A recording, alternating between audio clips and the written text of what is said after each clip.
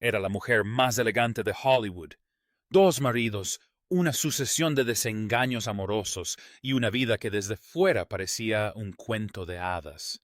Pero en sus últimos meses, Audrey Hepburn hizo algo que casi nadie esperaba. En silencio, y con toda la intención nombró al único hombre al que nunca superó del todo. No era uno de sus maridos ni un compañero de reparto, sino alguien que la mayoría de la gente jamás adivinaría. Y cuando uno descubre quién era y por qué, toda la historia de su vida empieza a verse completamente diferente. El matrimonio que poco a poco la destrozó. La mayoría recuerda a Audrey Hepburn por el vestido negro, las perlas, la gracia natural. Lo que recuerdan menos es que durante 14 años estuvo casada con un hombre que la hacía sentir insignificante. Su nombre era Mel Ferrer. A simple vista parecían la pareja perfecta, ambos cultos políglotas y apasionados por las artes. Se conocieron gracias a Gregory Peck a principios de la década de 1950. Y cuando coincidieron en el reparto de Ondine, la chispa que existía fuera del escenario se hizo innegable. En septiembre de 1954 se casaron en una ceremonia íntima en Suiza. Durante un tiempo la relación funcionó. Ferrer participó activamente en el desarrollo de su carrera, y Audrey, que aún se abría camino en Hollywood, agradeció sus consejos. Pero hay una delgada línea entre el apoyo y el control. Con el tiempo, esa línea divisoria desapareció por completo. Las personas cercanas a la pareja comenzaron a notar el cambio. Ferrer tenía opiniones sobre todo qué papeles debía interpretar, cómo debía presentarse en público, con quién debía pasar el tiempo. Lo que había comenzado como una alianza creativa se convirtió poco a poco en algo asfixiante. Audrey era una de las mujeres más famosas del mundo, pero dentro de ese matrimonio a menudo se sometía por completo a él. Y luego estaba el tema de los hijos. Más que casi cualquier otra cosa en su vida, Audrey quería ser madre. No era un deseo pasajero, era algo que llevaba con una urgencia profunda, casi dolorosa. En 1955 quedó embarazada por primera vez y sufrió un aborto espontáneo. La pérdida fue devastadora.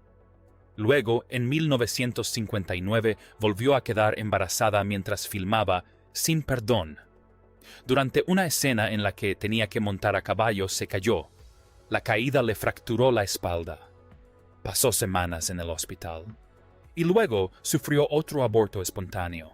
El dolor por esas pérdidas, sumado a un matrimonio que se desmoronaba silenciosamente, la afectó profundamente. En 1960, finalmente dio a luz a su primer hijo, Sean. Y por un breve instante sintió que las cosas podrían estabilizarse. Se retiró de la actuación durante un año entero, algo casi inaudito para alguien de su nivel de fama, y se dedicó por completo a la maternidad. Pero el matrimonio siguió deteriorándose. Los rumores que los habían rodeado durante años se hicieron más fuertes. Se hablaba del mal genio de Ferrer, de sus celos y finalmente de infidelidad por ambas partes. Tras 14 años, terminó. Audrey se marchó emocionalmente agotada, pero también por primera vez en años libre. Lo que no sabía era que la siguiente relación la lastimaría de una manera completamente diferente. El hombre que eligió por encima de Hollywood. A finales de la década de 1960, Audrey Hepburn estaba en la cima de su fama. Desayuno con diamantes, Charada My Fair Lady. Se había convertido en algo más que una estrella de cine. Era una institución cultural. Y entonces, sin previo aviso, lo dejó todo. La decisión desconcertó a Hollywood. Los estudios le ofrecían prácticamente todo lo que deseaba. Los directores la querían. El público la adoraba. Pero Audrey ya había tomado una decisión y la razón era sencilla. Quería darle a su hijo, Sean, la infancia que ella nunca tuvo. La fama, en su opinión, estaba empezando a costarle algo que no estaba dispuesta a dejar escapar. Fue por esa época, durante un crucero de verano por el Mediterráneo, cuando conoció a Andrea Dotti. Era un psiquiatra italiano, encantador, afectuoso y con una gran facilidad para relacionarse socialmente, algo que le resultó un alivio tras la rigidez de su primer matrimonio. El entorno era casi injustamente romántico. Costas históricas, mar abierto, largas tardes sin interrupciones. A los 6 meses se casaron. Audrey se mudó a Roma. Se inclinó por la idea de una vida más tranquila, esposa-madre, persona reservada. Por un tiempo, parecía ser exactamente lo que había deseado. Pero Dotti tenía una faceta que había mantenido cuidadosamente oculta durante aquellas noches mediterráneas. Las aventuras amorosas comenzaron temprano y no cesaron. Tampoco fueron discretas. Los rumores sobre sus relaciones extramatrimoniales se convirtieron en algo habitual en la prensa italiana. Los paparazzi que habían seguido a Audrey sin descanso incluso en Roma se aseguraron de que nada de eso permaneciera en privado. Ella había dejado Hollywood para escapar de la intromisión de la vida pública solo para encontrarse viviendo dentro de un espectáculo muy diferente. Se quedó más tiempo del que la mayoría esperaba, en parte por su hijo Luca, nacido en 1970, y en parte porque no era de las que abandonaban fácilmente sus compromisos, pero la combinación de las repetidas infidelidades de Dotti y la imposibilidad de tener verdadera privacidad acabó por hacer insostenible la situación. Cuando el matrimonio finalmente terminó, Audrey no habló extensamente del tema en público. Ese no era su estilo. Pero quienes la conocían bien describieron el divorcio como algo que la dejó más reservada que nunca. 2 matrimonios, 2 tipos de decepción muy diferentes. Y debajo de ambos un patrón que se remontaba mucho más atrás que cualquiera de las 2 relaciones. Lo que todos los hombres en su vida tenían en común. Hay algo que suele pasarse por alto en casi todos los relatos sobre la vida amorosa de Audrey Hepburn. Las relaciones que eligió y el dolor que aceptó en ellas no comenzaron con Mel Ferrer ni con Andrea Dotti. Comenzaron cuando era niña. Audrey nació en Bruselas en 1929. Sus primeros años fueron nómadas. Su familia se mudaba con frecuencia entre Londres, Arnhem y otros lugares, siguiendo a su padre al trabajo de Joseph Rustin. Cuando aún era muy joven, hablaba 6 idiomas. Desde fuera parecía una infancia privilegiada y cosmopolita. Pero en realidad, la verdad era muy distinta.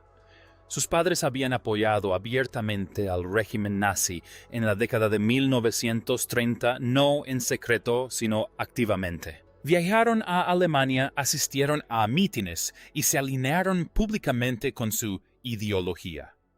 Luego, en 1935, su padre se marchó. Se sumergió tanto en la política fascista que abandonó por completo a Audrey y a su madre y se mudó a Londres. Ella tenía 6 años. Ese abandono se convirtió en la herida emocional que marcó su vida. Ella misma lo diría años después.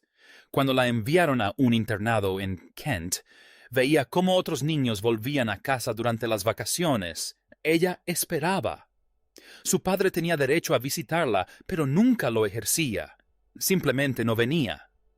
Entonces estalló la guerra y Audrey fue enviada a los Países Bajos creyendo que allí estaría más segura. No fue así. En 1940, las fuerzas alemanas invadieron el país. Ella tenía 10 años y vivía bajo la ocupación escondida en sótanos mientras los disparos resonaban en las calles. adoptó un nombre neerlandés, Eda van Heemstra, para evitar ser identificada como inglesa. En 1942, dos de sus tíos fueron arrestados y ejecutados por los nazis.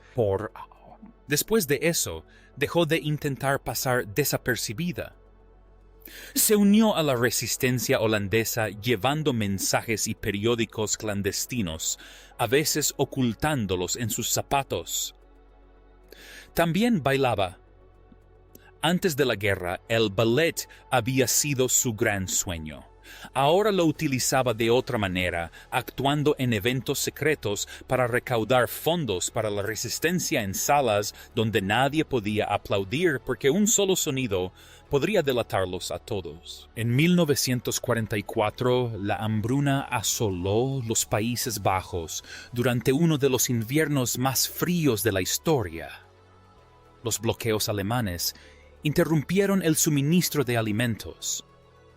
La familia de Audrey se alimentó de bulbos de tulipán. Su salud se deterioró, desnutrición, anemia, enfermedades respiratorias. La joven, que más tarde se convertiría en una de las mujeres más fotografiadas del siglo XX, era en aquel momento una adolescente hambrienta. Cuando finalmente llegó la liberación, una trabajadora de UNICEF le regaló una barra de chocolate. Jamás lo olvidó. Los psicólogos que han estudiado su vida en profundidad han señalado el abandono de su padre como la clave para comprender casi todo lo demás. Los hombres que la atraían solían ser mayores, autoritarios y con poder de decisión. Ferrer encajaba perfectamente en ese perfil. Y de otra manera también Dottie no era ingenua.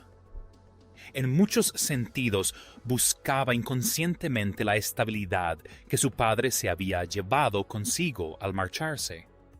Y lo que lo complicó aún más fue que finalmente lo encontró. En la década de 1960, con la ayuda de la Cruz Roja, localizó a Joseph Rustin.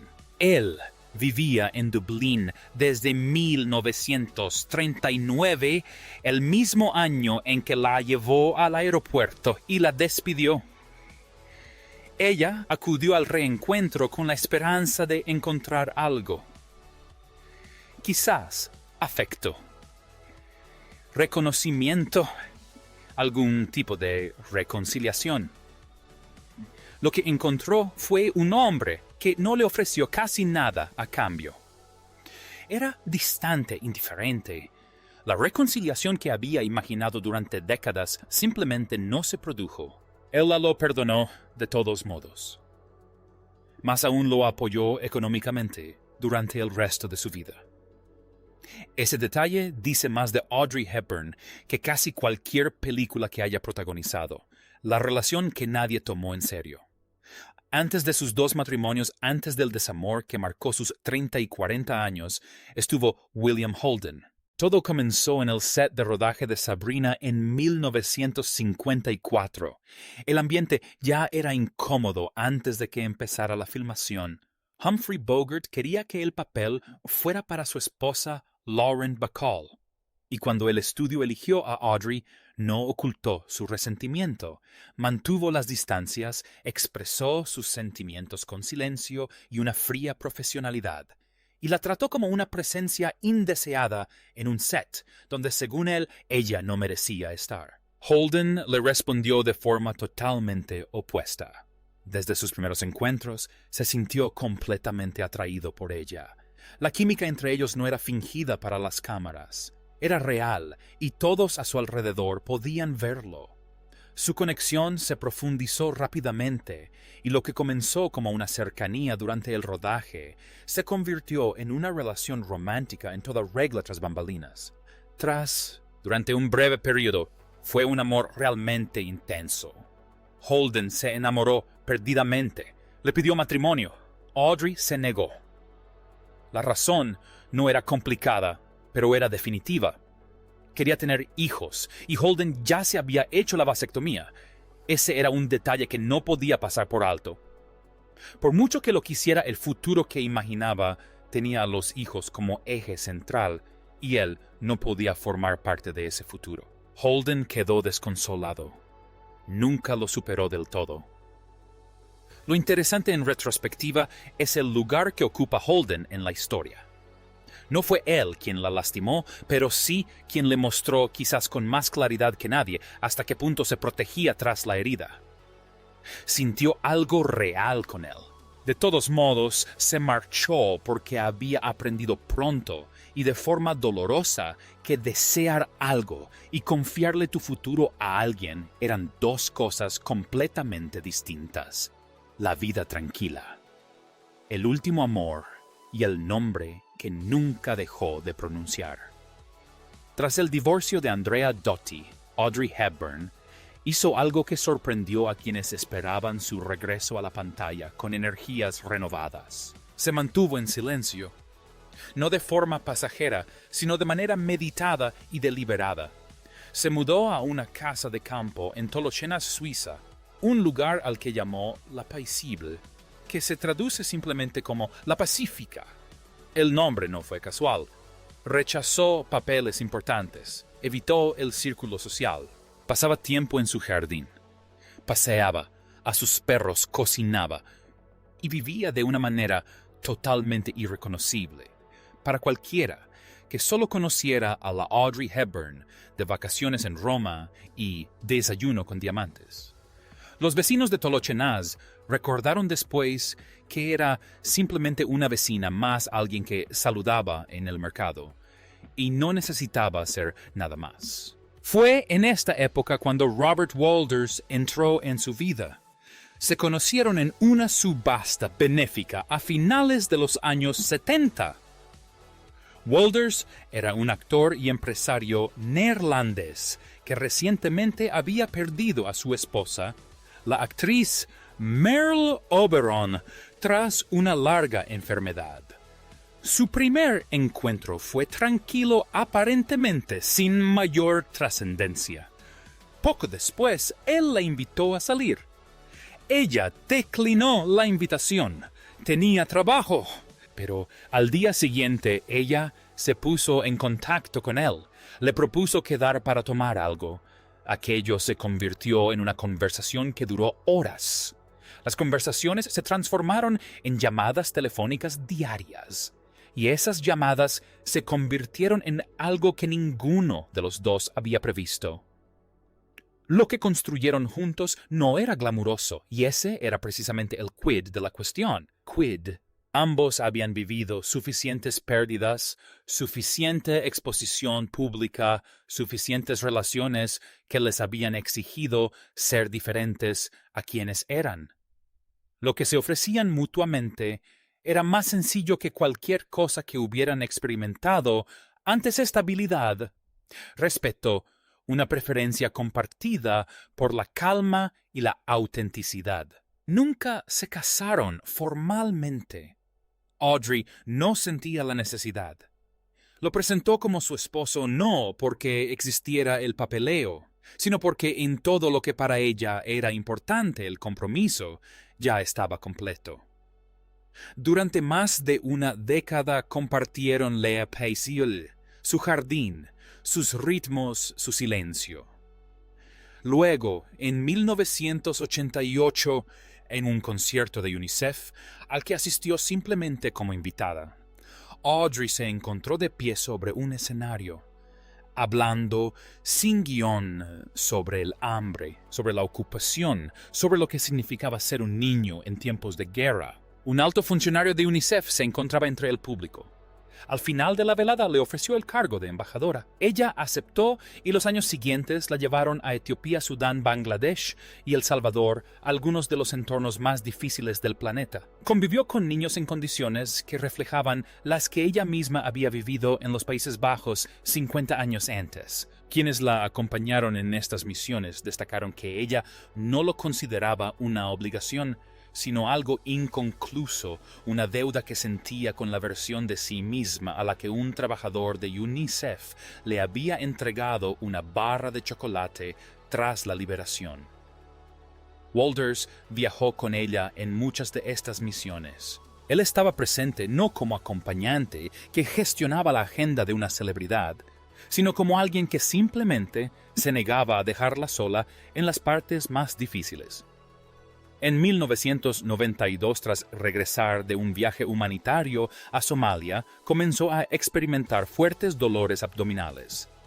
Las pruebas realizadas en Los Ángeles revelaron un pseudomixoma peritoneal, una forma rara y agresiva de cáncer que se origina en el apéndice. La cirugía se realizó rápidamente, pero la enfermedad ya se había extendido demasiado. El diagnóstico era terminal. Ella asimiló la noticia, como había asimilado la mayoría de las cosas difíciles de su vida, sin mostrar signos visibles de derrumbe. Quienes la rodeaban en esos últimos meses hablaban de su serenidad en términos que resultaban casi inquietantes por lo absoluta que era. Lo que más expresó no fue miedo a la muerte, sino pesar por el trabajo que dejaría inconcluso. Solo tenía un deseo volver a casa. Estaba demasiado frágil para viajar en vuelos comerciales. Fue Hubert de Givenchy, su amigo de casi 40 años, el diseñador que la había vestido durante los momentos más emblemáticos de su vida pública, quien le consiguió un jet privado e hizo posible el viaje. Llegó a casa a La Paisible. Allí pasó su última Navidad rodeada de sus seres queridos, en un gesto que quienes la conocieron describieron como sutilmente característico de ella. Obsequió regalos con un propósito específico, abrigos de invierno para los 3 hombres más cercanos a ella, Walters, su hijo Sean y Givenchy. El 20 de enero de 1993 falleció en paz en su casa. Su funeral se celebró en una pequeña iglesia local de Tolochenaz. Fue una ceremonia íntima, tal como ella lo hubiera deseado. Gregory Peck, su compañero de reparto en vacaciones en Roma 4 décadas antes, el hombre que había insistido en que recibiera el mismo reconocimiento en una película donde era completamente desconocida, leyó uno de sus poemas favoritos. Sus exmaridos estaban presentes. Sus hijos estaban presentes. Walters estaba entre ellos, el único hombre al que nunca superó. Entonces, ¿quién era él después de 2 matrimonios fallidos, después de Holden, después de Dottie, después de todo? ¿Quién era el hombre al que Audrey Hepburn nombró en sus últimos años como aquel al que nunca superó del todo? No era una pareja sentimental. Esa es la parte que la mayoría de la gente malinterpreta. Era su padre, no en un sentido sentimental. No como cuando uno dice que extraña a alguien a quien amó, simplemente, sino como una herida que nunca cicatriza y que sigue marcando todo a su alrededor. Joseph Rustin se fue cuando ella tenía 6 años. No la visitó cuando ella esperaba en la escuela durante las vacaciones. La envió a los Países Bajos creyendo que sería más seguro, y cuando ella aterrizó en medio de una zona de guerra, él no estaba allí. Décadas después, cuando lo encontró gracias a la Cruz Roja, viviendo tranquilamente en Dublín, él recibió el reencuentro con indiferencia. Ella había construido toda una mitología emocional en torno a un hombre que prácticamente no tenía nada que ofrecerle cuando finalmente se encontró frente a él, y aún así lo perdonó. Ella seguía enviándole dinero. Ella seguía a su lado. En las entrevistas que concedió en los últimos años de su vida, Audrey volvía a él con una constancia que quienes la conocían bien encontraban sorprendente, no con amargura. Ella no estaba hecha para la amargura duradera, sino con una especie de incertidumbre sin resolver, en que había estado pensando si alguna vez había sentido la ausencia como ella, si en algún lugar de su interior había algo que simplemente no podía expresar. Ella nunca obtuvo una respuesta satisfactoria. Él murió sin dársela. Quienes han estudiado su vida en profundidad, incluidos los biógrafos que tuvieron acceso a su correspondencia personal y a los relatos de personas cercanas a ella en Suiza, sostienen que cada decisión romántica importante que tomó se remonta a esa ausencia original. Los hombres mayores, las figuras de autoridad, la disposición a mantener relaciones mucho después de que éstas hubieran dejado de trabajar. Incluso la forma en que dedicó sus últimos años a UNICEF, específicamente a los niños en crisis, niños que habían perdido las estructuras de las que dependían, tenía un carácter personal. En una de las frases más citadas de sus últimas entrevistas, dijo que creía que el mejor legado que se podía dejar a los hijos era el sentimiento de ser amados. Era una afirmación sencilla, pero teniendo en cuenta todo lo que había vivido y todo lo que había buscado durante su vida, también tenía un significado más profundo. Era lo que más necesitaba y menos había recibido. Y dedicó el resto de su vida a través de su trabajo, su maternidad y, en última instancia, sus misiones humanitarias a intentar dárselo a los demás. Robert Walders, quien la conoció mejor que casi nadie en su última década, dijo después que lo que más le impresionó de Audrey no fue su belleza ni su talento, era su capacidad de perdón.